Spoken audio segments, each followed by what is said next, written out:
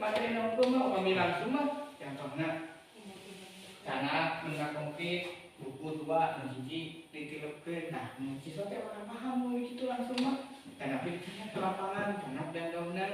Jadi siswa teh teu jenuh SDM teh wa dilangsungkeun mah ngahuleung we tadi oge angkat teh terus terang. Nah jadi teh tiasa wae teh padahal gambar aya gambar ada buku aya tapi pemilihan karena benda langsung mah insyaallah siswa paham lah sampai ke dalam berpikir kritis dan logis. Kalau soal bertanya sudah ada mampu contoh menjelaskan produsen itu apa dan beli dan mengirim makanan mah kalau siswa pasti bisa karena di sekitar kita banyak seperti rumput padi siswa memahami cara menanamnya cara mengolahnya gitu. Nah,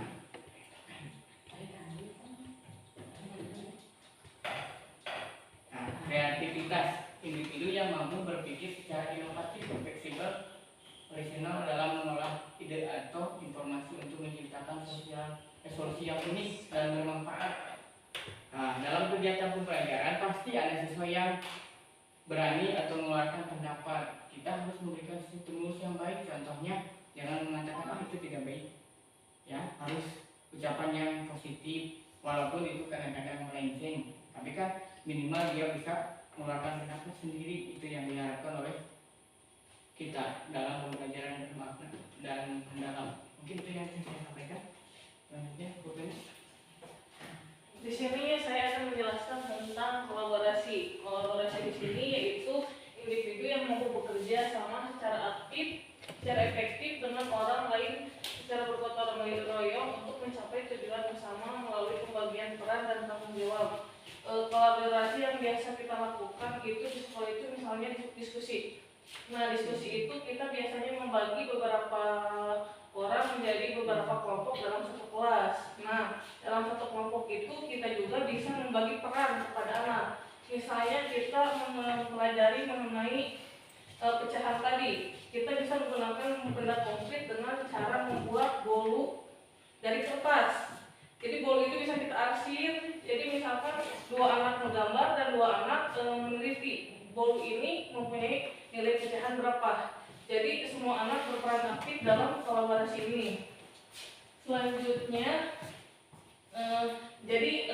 kolaborasi juga ini dapat mengajarkan siswa secara efektif untuk berinteraksi dengan teman sejawatnya. Jadi mereka bisa beradu argumen, pendapat, dan juga bertukar ide tentang materi atau permasalahan yang sedang mereka kerjakan. Selanjutnya ada kemandirian. Kemandirian di sini yaitu individu yang mampu bertanggung jawab atas proses dan hasil belajarnya sendiri dengan menunjukkan kemampuan mengambil inisiatif, mengatasi masalah, dan menyelesaikan tugas secara tepat tanpa bergantung kepada orang lain. Nah, kemandirian di sini misalnya seperti guru mengajarkan materi tentang pecahan. Jadi setelah pembelajaran itu guru itu memberikan evaluasi sehingga si anak dapat menjawab soal evaluasi tersebut dengan benar tanpa mencontek temannya. Jadi merangsang mereka untuk mandiri. Selanjutnya kesehatan. Individu yang memiliki fisik yang prima, bukan sehat dan mampu menjaga keseimbangan kesehatan mental dan fisik untuk mewujudkan kesejahteraan lahir dan batin.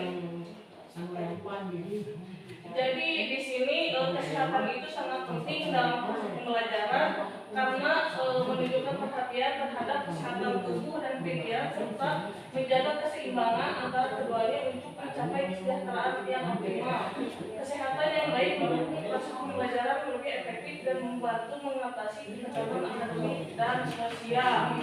Misalnya jika kita sedang mengajar terus ada anak yang sakit, jadi pembelajaran yang kita sampaikan itu tidak akan efektif. Selanjutnya ada komunikasi.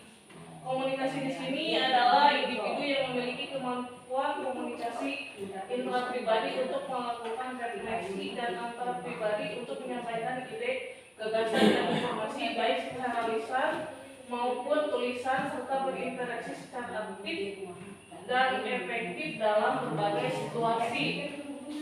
Nah, setiap siswa diharapkan mampu melakukan komunikasi baik secara lisan dan ataupun tulisan itu untuk menunjukkan bahwa beliau itu dapat menunjukkan sosialisasi yang tinggi bersama teman sejawatnya, sehingga keterampilan yang dimiliki olehnya dapat tereksplorasi karena komunikasi ini adalah kemampuan yang sangat penting dalam proses pembelajaran.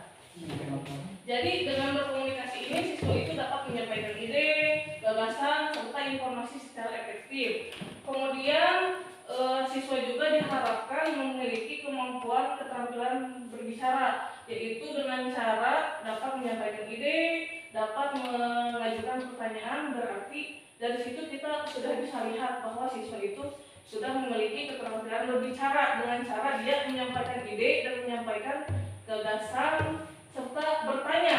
Karena yang kita tahu, jangankan siswa SD, saya pun berkuliah, ada yang bertanya, saya bingung mau bertanya apa gitu maksudnya. Jadi jika saya saat ini mungkin untuk bertanya di tahap SD bisa, tapi perlu dilatih. Tetapi kita bisa merangsang, misalnya ada yang tahu nggak misalnya hewan berkaki 4 itu apa saja.